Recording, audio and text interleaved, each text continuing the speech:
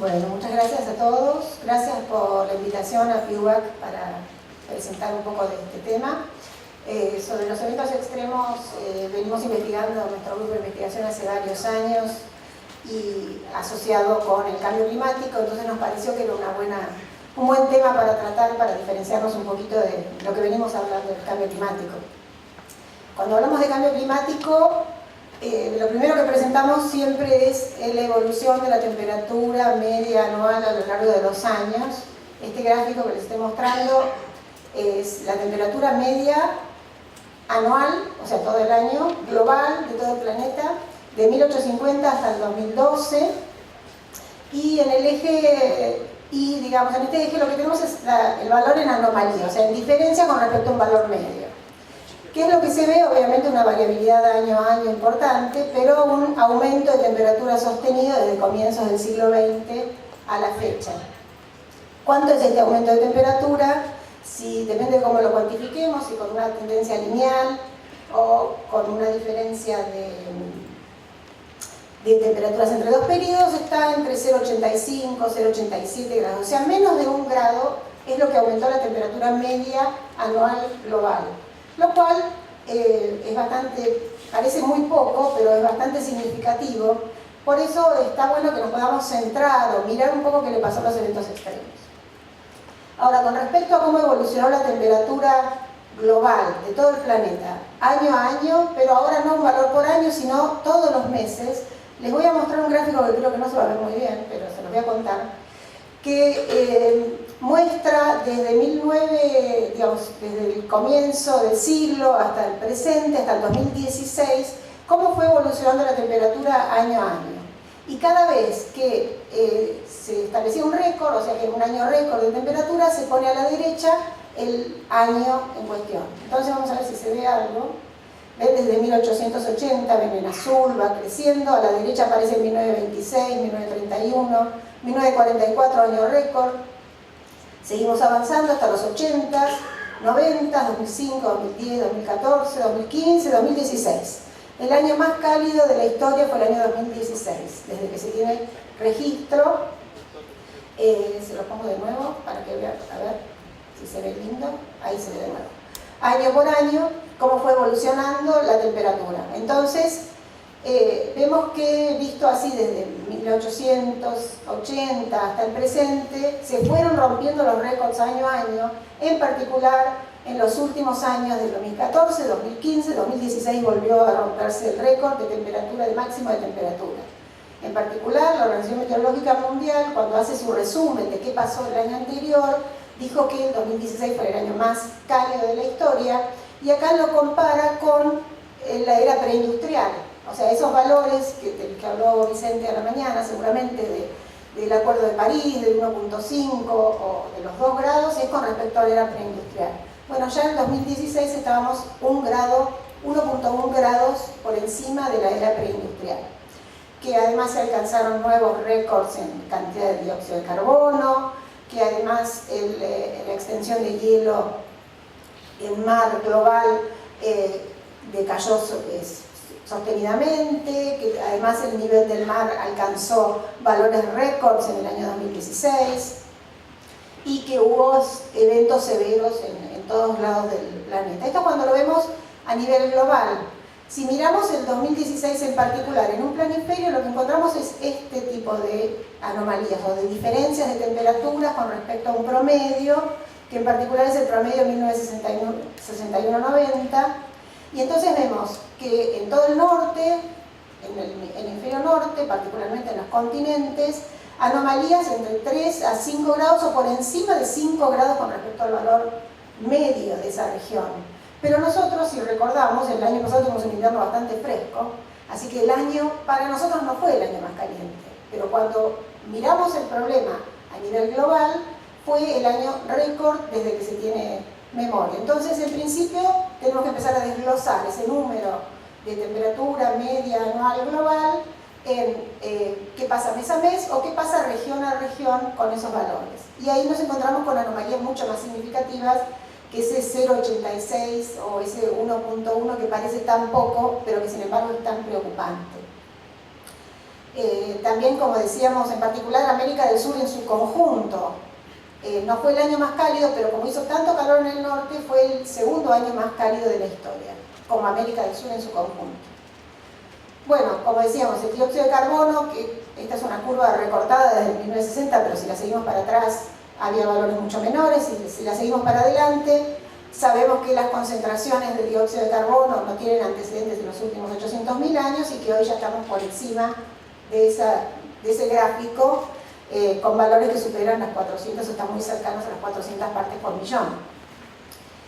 Cualquier variable que tomemos a nivel global, como yo les decía, el hielo en el Ártico tomado en septiembre tiene una tendencia muy significativa. O sea, fíjense que el área cubierta por hielo en el 1980 al 2015 se redujo entre un 50 y un 60% del área cubierta por hielo, solamente en el Ártico, no así en la Antártida, que tiene una dinámica diferente. ¿Qué pasó con la temperatura media global solo en Sudamérica? En cada uno de estos cuadraditos, o en cada uno de estos puntos de grilla, como decimos nosotros, esto es una tendencia desde 1901 al 2012.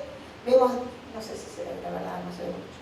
Bueno, créanme que ahí está América del Sur y que hay valores que superan los 2 grados en el sudeste, ¿sí? En el sudeste de América del Sur, en nuestro país, valores que superan 1,5 grados, casi 1,75 grados. Entonces ya estamos hablando de que localmente en nuestro continente hemos tenido valores de temperatura que han aumentado al doble de lo que aumentó la temperatura media global, por lo menos, o más. ¿Qué es lo que pasa con la lluvia? La lluvia tiene un comportamiento diferente. En algunos lugares aumentó la cantidad de precipitación, en algunos lugares disminuyó la cantidad de precipitación. Y si miramos en particular qué le pasó a Sudamérica, todos sabemos que ha aumentado la cantidad de precipitación anual desde 1901 a 2010, sistemáticamente y sostenidamente en nuestra pampa, nuestro centro y norte del país, que si lo miramos desde mediados del siglo hasta 2010, ese aumento fue mucho más significativo. Estamos hablando de tendencias que nos muestran milímetros por año, por encima de 50 milímetros por año, cada 10 años. Pero también vemos esos marrones, esos colores marrones, sí, se ve, en el oeste de nuestro país y en Chile, por ejemplo, de disminución significativa. Esto sería la acumulación total anual. Ahora, el tema es, ¿qué observamos en los valores extremos? ¿Por qué esto merece un tratamiento distinto? Los valores extremos, tanto de lluvia como de temperatura, como eventos extremos en particular, como podrían ser los huracanes, lo que, no sé qué le pasó acá. ¿Qué le pasó? ¿Me voy de acá? Ahí. Requieren de una base de datos más detallada, una base de datos a escala diaria y a nivel global consistente. What happens? Ya está, ¿no? No se ve. Sí. No, pero había aparecido acá algo que me tenía que registrar. Bueno, esas cosas que no suelen suceder. Entonces, bueno, los valores extremos tienen un comportamiento no siempre en el mismo sentido que los valores medios, por lo tanto requieren un tratamiento diferente, más cantidad de datos, más calidad de datos. No es lo mismo seguir el comportamiento de una temperatura extrema que el comportamiento de la cantidad de granizo caído, por ejemplo, es más difícil de observar, hay variables más difíciles que otras. Entonces, en particular, sobre los valores extremos, como todos entendemos, es un valor que ocurre con poca probabilidad de ocurrencia, entonces ocurre muy poco, pero con mucha intensidad en general. Entonces, ¿qué es lo que sabemos sobre los valores extremos de temperatura? Estos dos planiferios nos muestran cómo cambió la temperatura mínima muy fría en todo el planiferio, desde el primero de la izquierda es desde el comienzo del siglo XX, el segundo es de mediados del siglo XX. Entonces vemos que en general son colores que lo que nos están indicando es que disminuyó la cantidad de temperaturas mínimas frías a lo largo del año. Desde el comienzo del siglo o desde mediados del siglo disminuyó más intensamente en casi todo el planiferio. ¿Se ve esto? No, no se en casi todo el planiferio, donde no hay información sobre esos grises porque no hay datos para poder mostrarlo, pero la curva de abajo lo que hace es englobar todos los donde hay información, qué es lo que pasó con la cantidad de temperaturas mínimas que ocurren por año, y vemos una tendencia significativa a la disminución de temperaturas mínimas frías. Lo mismo en el lado opuesto, qué le pasó a las temperaturas mínimas muy cálidas.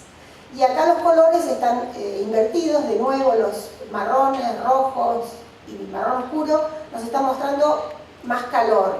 Y acá se nota mucho más significativo, mucho más relevante, con tendencias mucho más fuertes, qué pasó con la cantidad de temperaturas mínimas cálidas.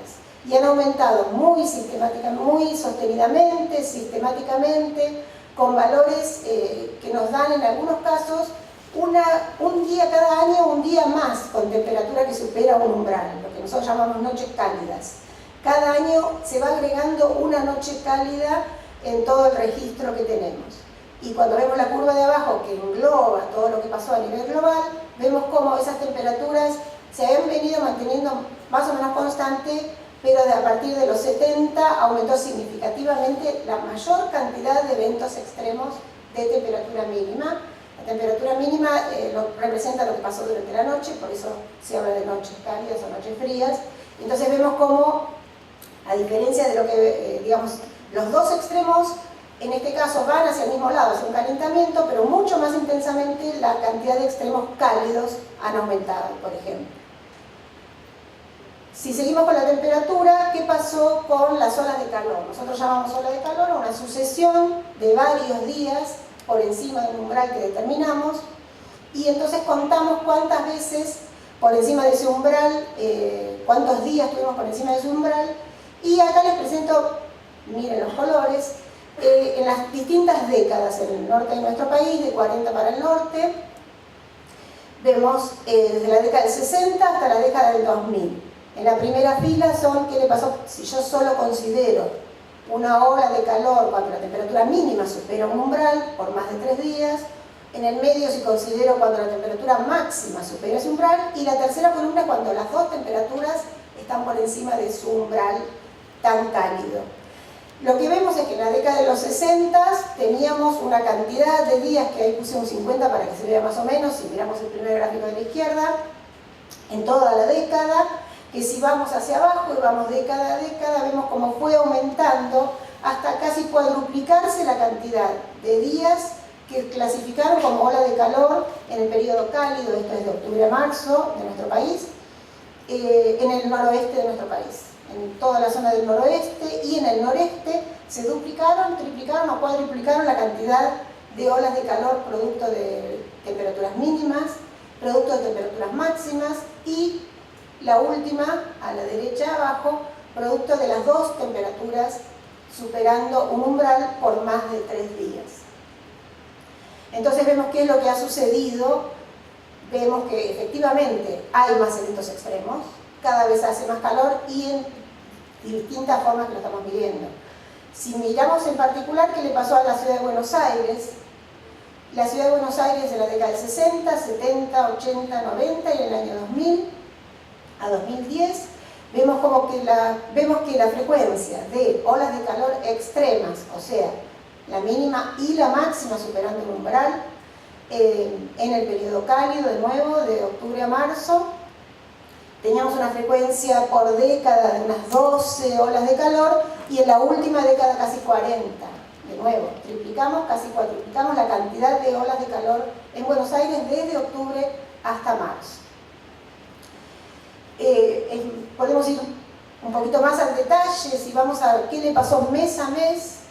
También aumentaron, pero no aumentaron de la misma forma, o sea, no todos los meses aumentaron o disminuyeron las temperaturas frías y aumentaron las temperaturas cálidas. Las flechitas lo que nos indican es la intensidad de cuánto cambiaron. Si están en rosa es porque cambiaron hacia el calentamiento, si están en azul es porque cambiaron hacia un enfriamiento. Vemos que hay una cierta disparidad, pero se ve claramente que lo que se afectó fue que, por ejemplo, aparecen muchas más olas de calor en los meses de octubre y noviembre que antes no teníamos. Y cuando hablamos de olas de calor en esos meses, hablamos de temperaturas que son mucho más cálidas que lo que se esperaba para ese mes. Entonces lo que ha generado en general una extensión de la época cálida hacia los meses de octubre y noviembre, en particular en las temperaturas mínimas. En las temperaturas máximas también, pero por ejemplo en diciembre disminuyeron las temperaturas máximas cálidas, que está asociado en general con un aumento de precipitaciones, un aumento de nubosidad, disminuyen las temperaturas cálidas. Entonces, los extremos no se comportan siempre igual que los valores medios, tienden al calentamiento por supuesto, pero cuando uno va más al detalle puede encontrar diferencias significativas que hacen que cambie la distribución de los eventos extremos a lo largo del año. Cuando se mira la precipitación extrema, como el mismo primer gráfico que les mostré antes, a nivel global vemos variabilidades que no se distinguen mucho en este gráfico porque es muy pequeño, pero en la curva vemos que se ha mantenido bastante constante la cantidad de días con precipitación extrema, que en este caso es días con más de 10 milímetros, aumentó un poquito al final, pero si miramos el detalle vemos que en nuestra Pampa, por ejemplo, ha aumentado la cantidad de días con precipitación extrema, en el sudeste de Estados Unidos aumentó la cantidad de días con precipitación extrema, en Europa Central del Norte también aumentó. O sea, localmente hay aumentos muy significativos en la cantidad de días con precipitación extrema, y por otro lado hay regiones donde disminuyó. Esos puntitos naranjas, el sur de Europa, lugares típicos donde ha disminuido la cantidad de precipitación extrema. ¿Qué pasó en Buenos Aires?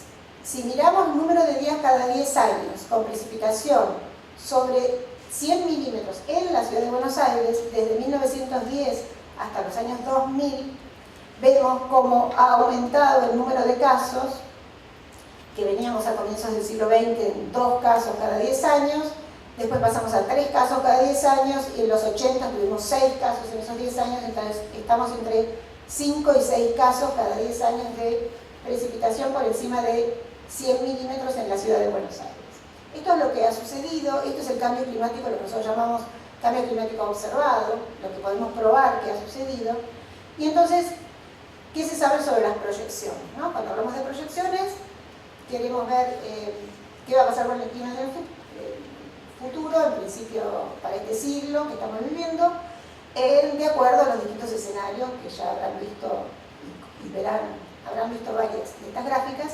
Esto es que se proyecta para la temperatura media global en los dos escenarios, el 2.6 en azul, el 8.5 en rojo. Vemos aumentos hacia fin del siglo del valor de temperatura media anual global alrededor de 4 grados o alrededor de 1 grado. En el azul, ¿no? Esto creo que ya lo han visto. Vemos que la extensión de hielo en mar en el hemisferio norte, hay modelos que lo dan como que va a desaparecer por completo a mediados del siglo, modelos que dicen que de acuerdo al escenario se va a seguir reduciendo pero se va a mantener estable, que va a cambiar el pH global de los océanos. Estas son las proyecciones a nivel global.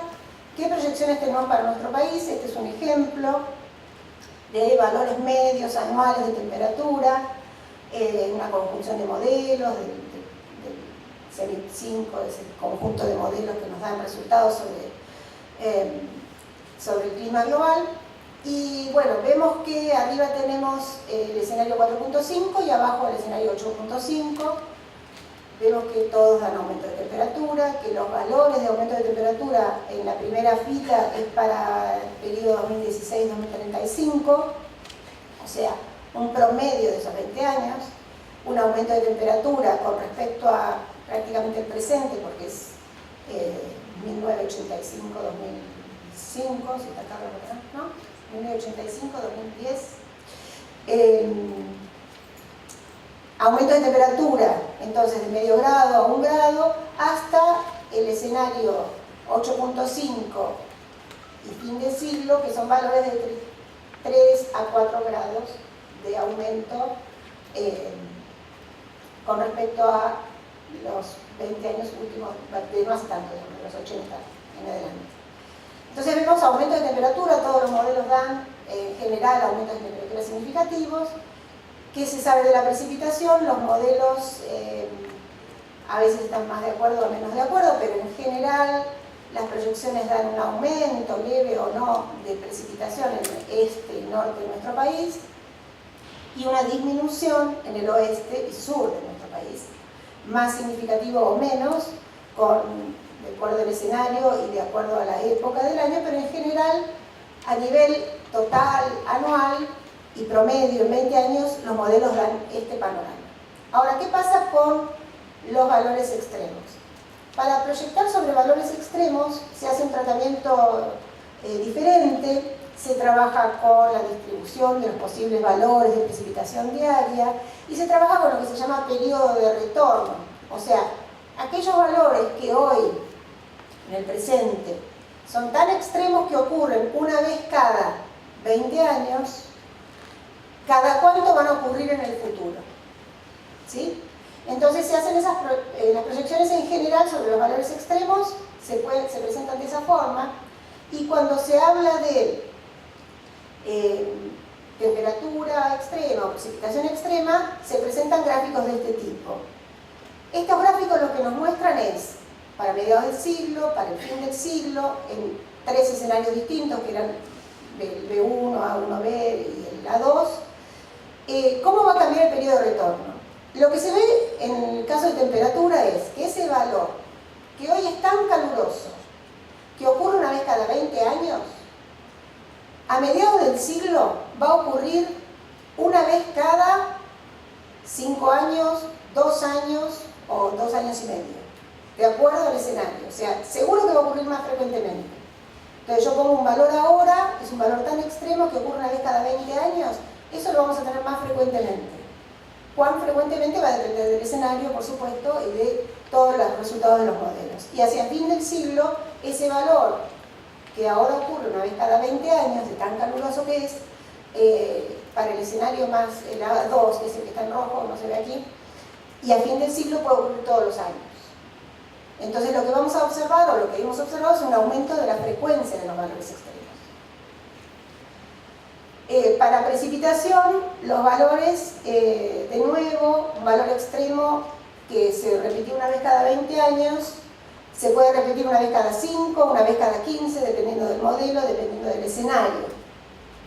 Y el gráfico que está mostrado acá es cuánto va a aumentar ese extremo de precipitación en el futuro, y los modelos dan siempre que va a aumentar, y va a aumentar, puede aumentar entre un 10, un 20%, un 30% su valor actual. Otra forma de proyectar es sobre estos valores extremos que les decía, las noches cálidas, las noches frías, o cuántos días por encima de una temperatura mínima mayor a 20 grados, son los distintos gráficos que están mostrados acá. Todos tienen el mismo color, los de temperatura, son todos aumentos. Los aumentos se notan distintos, en arriba tenemos el cambio anual, en el medio tenemos nuestro verano y en la fila de abajo el invierno. En general, el porcentaje de noches cálidas va a aumentar a nivel anual, en el verano muy significativamente, pero también en el invierno. De nuevo, la onda anual de temperatura se sigue modificando de esta forma, o sea, reduciendo la cantidad de eventos en el invierno. En la segunda columna tenemos las noches frías, va a suceder prácticamente lo mismo, o con más detalles si quisiéramos, y la cantidad de días con temperaturas mínimas por encima de un umbral, como 20 grados, que es bastante, una temperatura mínima por encima de 20 grados, va a aumentar significativamente. Si miramos Sudamérica en particular, va a aumentar mucho en el verano, alrededor de 20-30% de días más vamos a tener cada verano, y en el invierno lo mismo. Cuando se proyecta precipitación, los resultados son más variados, como decía antes, pero en general se proyecta para nuestra región aumentos, en algunos casos no significativos, pero sí aumentos de eventos extremos de precipitación en un día, o sea, mucha lluvia en un día, o cuántos días que superan ese umbral, aumentos significativos. En general, muchos aumentos y muy significativos en el hemisferio norte, como verán, bastante marcados en todas las formas de observar. Después, a medida que vamos mirando más en detalle, acá hay un póster que pueden ver, sobre qué va a pasar en una región como por ejemplo los Andes centrales.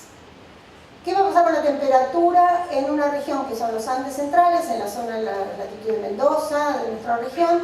Entonces vemos los modelos dan aumento de temperatura, claramente, en verano, mucho más en invierno que en verano, pero el gráfico de abajo lo que nos muestra en particular es que en invierno ese aumento de temperatura, que es lo que se ve en el eje Y, en el eje X lo que vemos es la altura. O sea, va a aumentar la temperatura mucho más en la altura. O sea que eso va a afectar toda la dinámica de la nieve en cordillera, en particular en esa región. Otros estudios, por ejemplo, proyectan cuántos días secos vamos a tener en nuestro país, qué proyecciones quedan los modelos, década a década.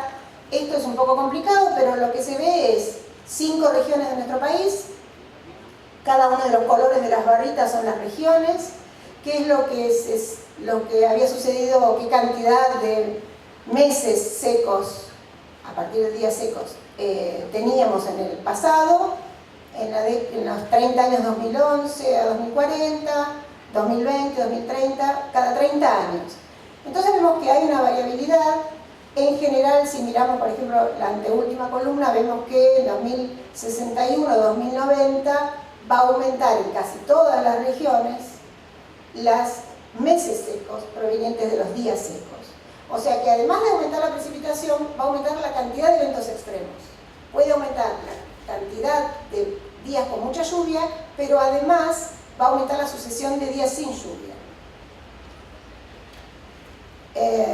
Bueno, y si seguimos en el detalle, en este trabajo que solo estudiaron la provincia de La Pampa, 3 regiones de la provincia de La Pampa, en el verano, muestran proyecciones diferentes, más homogéneas o menos homogéneas entre sí. ¿Por qué digo esto? Porque si miramos la primera columna, lo que se muestra ahí son los resultados de cuánto va a cambiar este índice de precipitación en el futuro. Y si el rectángulo que tenemos ahí, ese box plot, es muy pequeño, es que todos los modelos se acuerdan en el resultado. Si eso es muy extenso, es que los modelos dan resultados variados, que va a aumentar o que va a disminuir. Entonces fíjense cómo eso cambia de acuerdo a la región. Dentro de la misma provincia de La Pampa, las proyecciones que los modelos pueden dar difieren, en particular difieren dentro de esas subregiones de la provincia de La Pampa.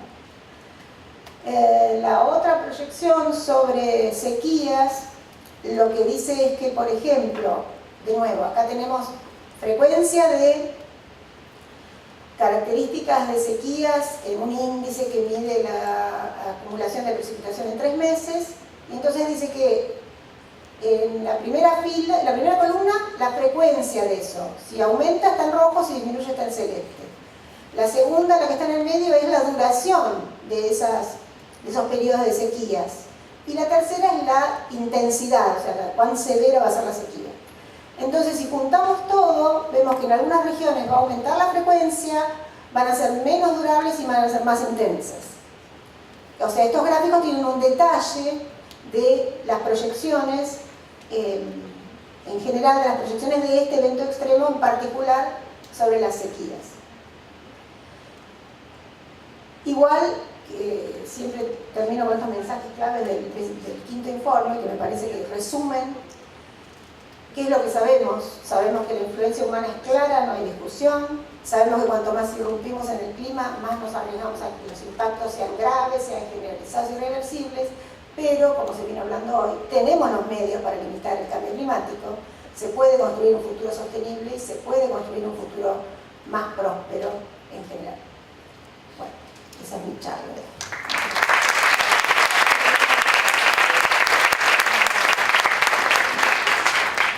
Hola, podemos dar lugar a 5 minutos de preguntas, si alguien tiene alguna pregunta para la doctora Bustilcucci.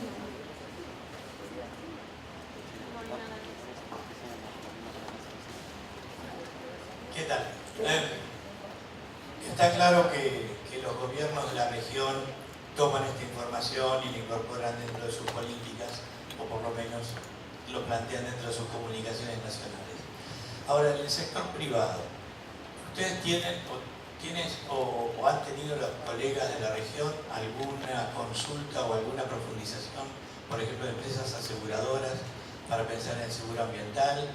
¿Hay alguna estrategia en ese sentido para utilizar toda esta información de los modelos? Seguro, las empresas de seguro están muy interiorizadas de estos temas porque ponen en juego mucho. Así que sí, la parte de seguros, seguros agrícolas en particular, sí, seguro que toman esta información para sus proyecciones. Yo no estoy en relación con ellos, pero sé que sí hay empresas de seguros grandes que necesitan de esta información. No pueden proyectar o pensar en qué estrategias planificar sin saber esto. ¿Alguna otra pregunta? ¿Otras preguntas?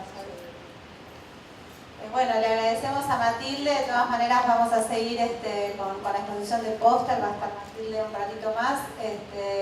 Y bueno, gracias Matilde por la conferencia. No, gracias por la participación.